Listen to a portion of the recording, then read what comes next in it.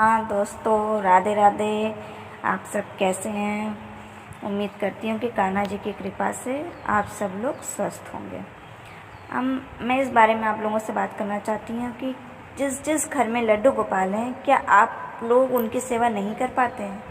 तो क्या आप लोग उनकी सेवा करने में आपको दिक्कत होती है, परेशानी होती है? तो क्या आप सोचते हैं कि उसको किसी और को दे दूँ, या मंदिर में दे दूँ, या नदी में प्रभावित कर दूँ? अगर आप लोग ये सब चीज़ सोचते हैं कि आपको कोई अगर लड्डू गोपाल गिफ्ट किया है, तो आप बेशक किसी ऐसे लोगों को दे सकते हैं जो जिसके घर में पहले से लड्डू गोपाल की सेवा हो रही हो। लेकिन ऐसे लोगों को मत दीजिएगा कि जिनके घर में लड्डू गोपाल की सेवा ना होती हो, क्योंकि जैसे आप नहीं कर पा रहे हैं तो शायद वो भी नहीं कर पाएंगे। अगर घर में लड्डू गोपाल रखे हैं तो आप कोशिश ये किया करिए कि उनको इस तरह से किसी मंदिर में या किसी जल में या गंगा नदी या यमुना नदी में प्रभावित कर दे, ऐसा मत किया करिए। क्योंकि लड्डू गोपाल का ये बाल स्वरूप है। जैसे ये आपके बच्चे हैं, क्या अपने बच्चों को आप नहीं संभाल पाते हैं? क्या उनको आप गंगा नदी में या यमुना नदी में प्रभावित कर देते हैं, या तो किसी मंदिर में छोड़ देते हैं? आप उनको उसी तरह से रखिए। आप उनको अपने घर के ऐसे स्थान पर रखिए जहाँ आप उनको आते जाते उनके ऊपर आपकी नज़र पड़ती रहे, आप उनको देखते रहे। तब आपके दिमाग में आएगा कि अरे उनकी सेवा करूँ, भगवान बैठे हैं कुछ खिला देती हूँ, भगवान बैठे हैं नहला देती हूँ, भगवान बैठे हैं उनको कुछ दे देती हूँ। जब आप उनकी सेवा करने की इच्छुक होंगी ना, आपको कोई बाउंडेशन में नहीं पड़ना है कि मैं 10 बजे उठूँ, मैं उठती हूँ, मुझे ऑफिस जाना है, मुझे ऐसा करना है, मुझे जल्दी सोना है, मुझे उनको।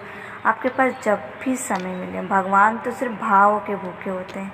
आपके पास समय आज मिल रहा है तो आप दिन में जब भी जिससे अपने को मतलब कुछ भी चीज़ें प्यार से एक का फूल का पत्ता भी आप उनको दे दोगे ना, तो अब उससे ही वो प्रसन्न, बस उनको भाव चाहिए। अगर आपके घर में लड्डू गोपाल आते हैं, बाय चांस किसी ने आपको गिफ्ट किया, तो ये आपकी किस्मत है कि आपके घर में वो आए।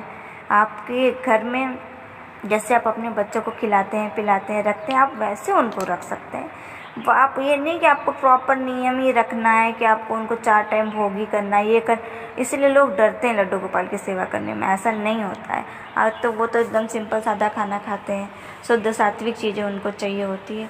आप जितने भी समय आपको टाइम मिले, आप उनसे बातें किया करिए। आप चलते फिरते घर में, किचन में, कहीं भी खाना पीना बना रहे हैं, कुछ भी कर रहे हैं, आप उनको घर पे भी रखें, आप अपने ऑफिस में भी बैठे तो आप उनको मानसिक तौर पे आप उनको भोग दे सकते हैं। भगवान को तो सिर्फ ये चाहिए, एक भाव चाहिए, एक लगाव जो होता है ना भक्त का भगवान से, भगवान को वो चाहिए।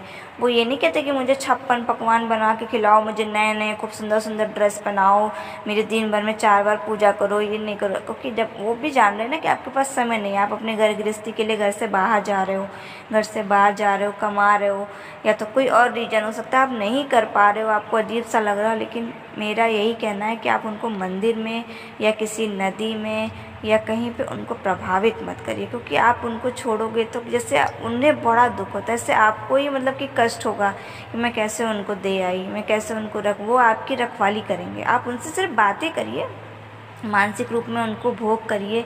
आप जब समय मिल जाए, आप बना ली 2 रोटी तो उनको भी खिला दीजिए। आप जब भी आपको समय मिल जाए आप उनको नहला लीजिए। इसका मतलब ये नहीं कि आपको समय 2 बजे मिल रहा तो 2 बजे नहलाइए। भगवान का भी कुछ तो टाइम होता है।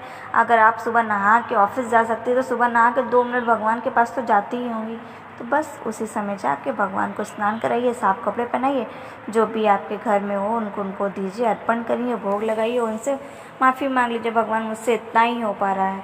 तो आप सच्चे मन से, सच्चे भाव के साथ अगर भगवान की सेवा करेंगे तो मैं आपको एक सच्चे मन से बता रही हूँ कि वो इतने प्रसन्न रहेंगे, वो आपके घर में की रखवाली करेंगे, आपका ध्यान रखेंगे।